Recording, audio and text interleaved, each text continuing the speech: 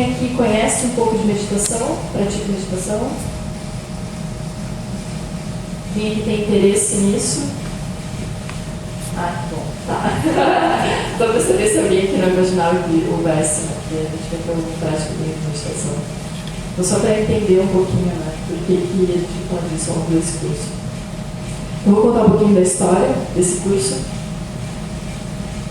E é um projeto bem interessante, assim, dentro do campo da saúde mental e da psicologia, porque começou numa discussão, na verdade, no ano de 2000, né? Então, uma discussão relativamente recente, né, nesse campo assim, da ciência, e foi uma discussão entre cientistas e praticantes de meditação, onde eles discutiam, assim, anualmente, os cientistas eles têm se encontrado com praticantes, né, desse tipo de meditação mesmo, para discutir questões com relação à saúde mental e à felicidade, enfim, questões humanas que todos nós aqui sofremos, né, e a gente sabe, né, com relação a emoções, e mente, motivação, enfim. E no ano de 2000, a discussão era emoções destrutivas, né? E eu acredito que todo mundo sabe muito bem o que é. Emoções destrutivas no sentido assim, né, de a gente realmente ser tomado por um processo emocional e a gente não saber como lidar com isso, né? E seja da gente ou agredir o outro ou realmente ficar muito mal por conta das emoções. Porque se a gente for olhar assim de uma maneira um pouco mais próxima, a gente sofre por conta das emoções, né? Na verdade, né? Não está no estado, né? Se a gente for olhar, a gente realmente são as emoções, né, que a gente está tentando evitar, não o objeto em si, né? São as emoções que aquele objeto de alguma forma está despertando, né? Que a gente imagina que esse objeto está despertando. Então a discussão era, bom, a psicologia avançou muito para tratar do transtorno mental e de distúrbios, né, emocionais. Então, as pessoas, quando se sentem mal ou têm alguma dificuldade, não conseguem mais funcionar na sua vida como um todo, elas vão até um psicoterapeuta, enfim, ou algum outro terapeuta, conseguem, então, reavaliar isso, lidar com as suas emoções e, a partir disso, se tornam funcionais, né? Essa tem sido a abordagem até então, né? Mas o que tem sido feito dentro do campo da saúde mental que seja pedagógico e preventivo, né? Porque não necessariamente, às vezes, a pessoa precisa de uma psicoterapia, né? Ou às vezes ela faz, mas ela gostaria de conhecer ferramentas para que ela possa ir utilizando no dia a dia dela, que ela possa desenvolver uma autonomia, que naturalmente ela vai se sentindo melhor, né? Então essa era uma questão, assim, o que tem sido feito para instrumentalizar as pessoas de uma forma pedagógica, num campo que seria de uma educação emocional? Ou ainda, por exemplo, como ensinar as pessoas a lidar com a raiva? Essa é uma questão, né? A gente tem muita dificuldade de lidar com as nossas emoções, né? A nossa tendência é sempre ou ignorar isso, né? Porque é algo que a gente não enxerga, a gente realmente não tende a dar muita atenção para isso, ou a gente super se identifica com isso, né? E aí fica processando por muito e muito tempo uma determinada emoção, né? E aí, a partir dessa discussão, eles resolveram, então, duas pessoas se juntaram, que é o Alan Wallace e o Paul Ekman, e para montar, então, um programa que tivesse esse intuito, que então eles chamaram de Cultivating Emotional Balance. A gente até estava conversando aqui, né, que o nome do programa, a tradução seria Cultivando Equilíbrio Emocional, né? O nome ele não retrata tão fielmente, assim, que realmente abrange, né, todo esse programa, e a gente vai entender um pouquinho melhor realmente a estrutura dele hoje. E o Alan Wallace, ele é um praticante de meditação já de bastante tempo. Hoje ele é um cientista, então ele faz assim, um paralelo muito grande com a psicologia oriental, a psicologia ocidental, né? Justamente por ele ter um instituto hoje em Santa Bárbara que estuda fenômenos de consciência. E o Paul Ekman, que é um psicólogo, né, norte-americano, e é um cientista também, e é um dos grandes estudiosos sobre as emoções. Alguém aqui assistiu o filme Divertidamente, que passou no cinema? Não? Ninguém assistiu? Apesar de ser desenho, ele é maravilhoso. E assim, vale muito a pena assistir, porque o Paul Ekman foi o consultor do filme. Então o filme ele é embasado realmente cientificamente. Então ele mostra de uma forma muito lúdica como que as emoções acontecem. É fantástico, assim, o filme realmente ele é genial. Se a gente tivesse já em DVD, a gente poderia apresentar, mas ainda não tem. E o Paul Ekman, ele tem uma história assim, muito interessante, porque quando ele era muito jovem, a mãe dele sofria de depressão. E justamente por conta da depressão dela, ela tinha tentativas, né, de suicídio, então ela era internada recorrentemente por conta disso. Até que uma das internações, ela parecia que estava muito bem. E aí ela resolveu, a partir disso, voltou para casa e todo mundo realmente achava que ela estava melhor, até que ela se matou. E o Paul Ekman, ele não conseguia se conformar, que ele não conseguia perceber que a mãe dele precisava de ajuda, e ele não via. Né? Então a questão dele era, como é que eu não vi que ela precisava de ajuda? E a partir disso ele decidiu passar a vida inteira dele estudando as emoções. Então ele decidiu estudar psicologia, ele começou a conhecer culturas que não têm menor contato com civilizações ocidentais, tribos indígenas, africanas, que não conhecem outras culturas, porque ele queria tentar entender se existem emoções universais. Se todas as pessoas, independente da cultura, sentem as mesmas emoções e expressam da mesma forma. E aí ele percebeu que sim, que existem emoções universais, que nós temos muito mais em comum do que a gente imagina. Né? E esse estudo dele, ele acabou escrevendo um livro também através disso, que é o Linguagem das Emoções, já tem traduzido aqui no Brasil. Ele também foi um dos consultores que ajudou na elaboração daquele seriado Lie to Me, não sei se alguém que conhece. Quem assiste adora, né? Quem assistia adora. Eu não assisti, mas o pessoal que comenta assim. E tem um personagem que, inclusive, é como se tivesse tido a história dele, né? Porque comentaram, né, que tem essa história da mãe. Então, ele, por ter esse conhecimento das emoções, ele então se juntou ao Alan Wallace para pensar então em um programa que pudesse instrumentalizar as pessoas para lidar com as suas emoções. Né? Então, para isso a gente precisa entender uma série de coisas. Assim, né? Então, as questões eram as seguintes. Pode seguir. Como lidar com as emoções destrutivas? Esse era um ponto que surgiu dessa discussão, principalmente a raiva. Como instrumentalizar, ou seja, quais são as ferramentas que a gente pode aprender e utilizar no nosso dia a dia? O que é felicidade? E como cultivar relações mais satisfatórias? Como cultivar uma vida mais significativa? Então essas são as questões centrais desse programa, e que envolvem inclusive uma compreensão mesmo do que seria felicidade e quais são as formas e os meios que a gente pode utilizar para ter uma vida que seja mais significativa e mais feliz. Pode seguir. Esse programa ele foi aplicado. Hoje ele tem em vários lugares do mundo, as pessoas têm oferecido. Ele é um programa que ainda é bem recente, então poucas pessoas, por exemplo, no Brasil, têm essa formação. Ele foi estudado nos Estados Unidos com educadoras, principalmente, por ser considerado uma profissão muito estressante, e também um grupo homogêneo, então eles escolheram 80 mulheres por 2 anos consecutivos, e eles ofereceram esse programa e verificaram uma série de benefícios, né? Que já era, na verdade, muito, assim, já era o que se esperava, mas que, às vezes, essa maneira da ciência poder mostrar, né, e poder realmente numerar isso, facilita que a gente realmente possa ver. Né? E eles perceberam que houve diminuição de sintomas físicos e mentais, incluindo depressão, houve diminuição dos sintomas depressivos, desenvolvimento da capacidade de atenção, diminuição da ruminação.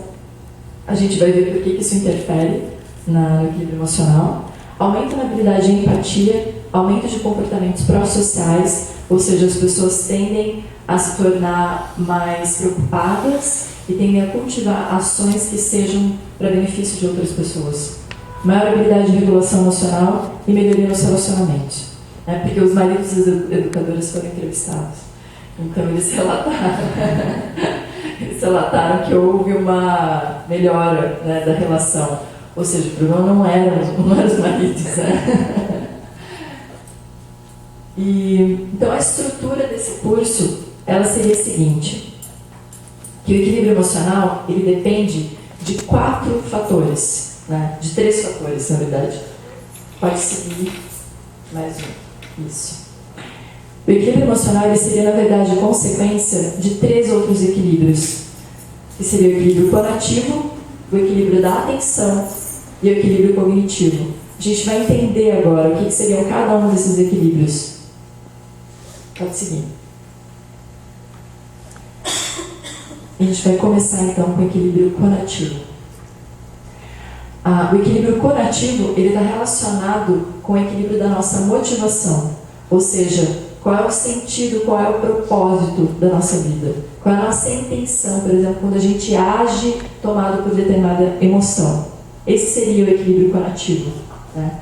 Então, pode passar os outros itens, né? A gente pode pensar, por exemplo, em termos de valores, em termos de prioridades, né? Mas ele basicamente está relacionado ao encontro de uma motivação que seja individual com uma motivação que seja coletiva. Então, o equilíbrio conativo está muito relacionado, por exemplo, ao desenvolvimento de qualidades e de virtudes. Hoje, o que a ciência tem estudado em termos de ser humano que é feliz e saudável é que as pessoas que são mais felizes e mais saudáveis são as pessoas que apresentam têm maiores virtudes, né? Não significa que o fato da gente não se sentir tão feliz, a gente não seja virtuoso, não é isso, mas que a gente não está oferecendo isso de alguma forma, né? Então, o ato de oferecer, ele naturalmente faz com que a gente se beneficie. Então, nesse aspecto, a gente começa a perceber que a felicidade ela não é individual e nem no nível pessoal. Existe uma felicidade que ela é coletiva, né? Então, isso seria o equilíbrio conativo, essa questão de sentido e de propósito. A não ser se alguém conhece, por exemplo, um livro chamado Em Busca de Sentido, do Viktor Frankl, em que ele é um psiquiatra, que ele foi um dos fundadores de uma abordagem chamada logoterapia.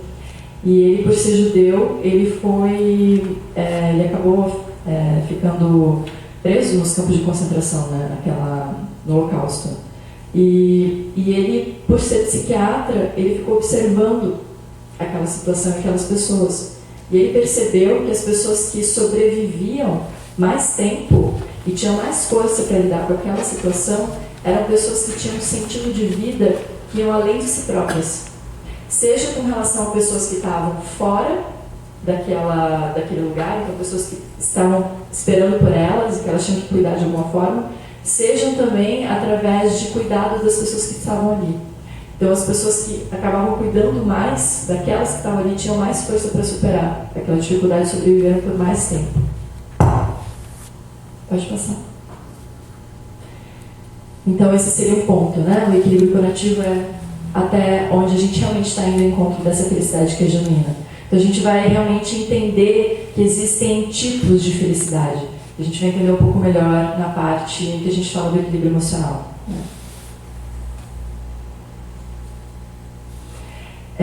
Tem o Tim Kasser, ele tem um vídeo bem legal no YouTube que ele chama o Alto Preço do Materialismo, em que ele coloca que não existe, por exemplo, uma relação direta entre o que a gente possui e o nosso bem-estar, né?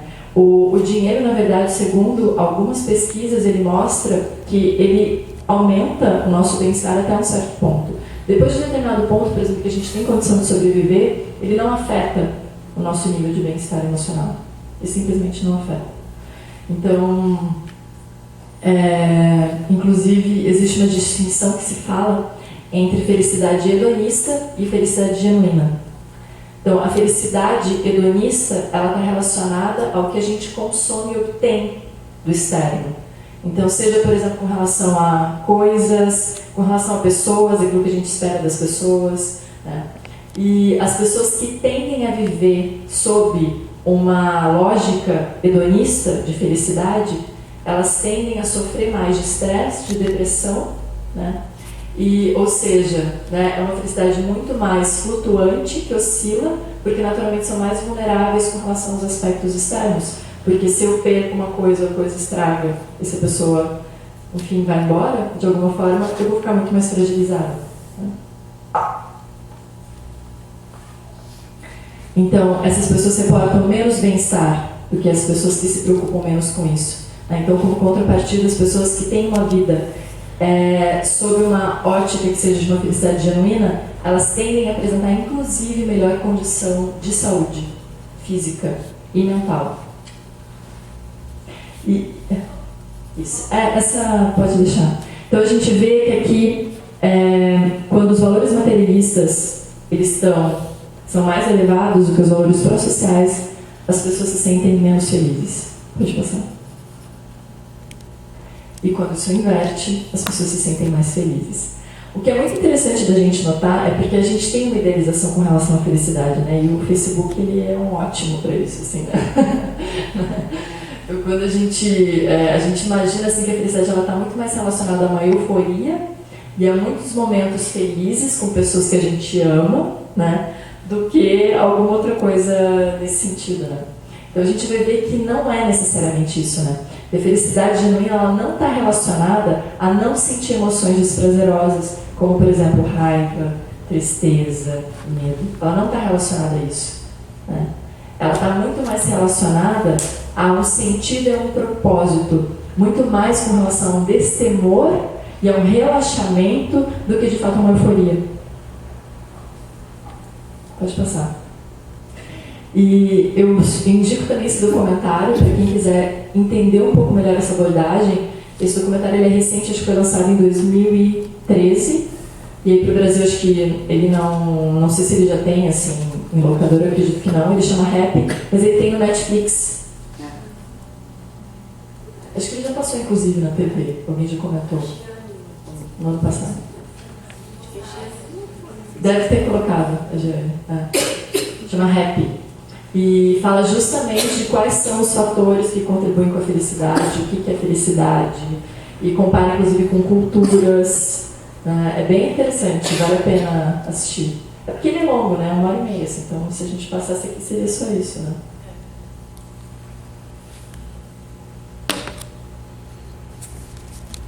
E aí a gente entra então no segundo equilíbrio, que seria o equilíbrio da atenção. Mais um. Isso.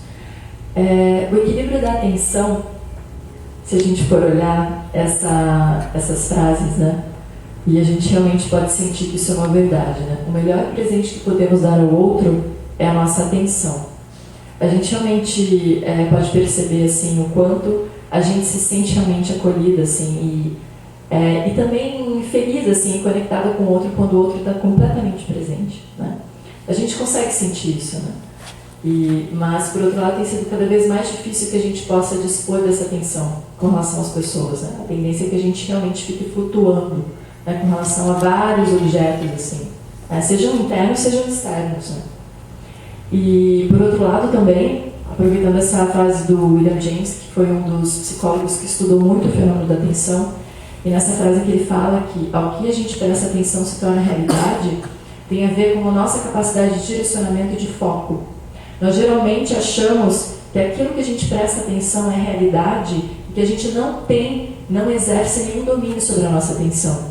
Então, por exemplo, se eu vejo uma pessoa e eu observo uma característica nela que eu não gosto, né, que eu tenho um julgamento de valor com relação a isso, eu realmente acredito naquilo. Eu realmente acredito que aquela característica é da pessoa. Que eu não posso mudar o meu foco de atenção com relação a ela. Que ela não tem outras qualidades além daquela que eu estou observando. Então a gente percebe aqui que cada um desses equilíbrios, eles podem ser alterados a partir de algumas práticas, né? Tanto é que existem hoje movimentos que falam, né, One Moment Please, né, que é um movimento de começar uma consciência para que a gente possa exercitar esses momentos de parada, né, para que a gente simplesmente possa estar no momento presente. Cada vez mais a gente vai sendo levado ou para o passado ou para o futuro, né? E aí existe uma dificuldade muito grande de estar simplesmente presente, como se a gente tivesse sempre que estar em algum outro lugar, né? Além do lugar que a gente está agora, né? A gente está sempre transitando para algum lugar.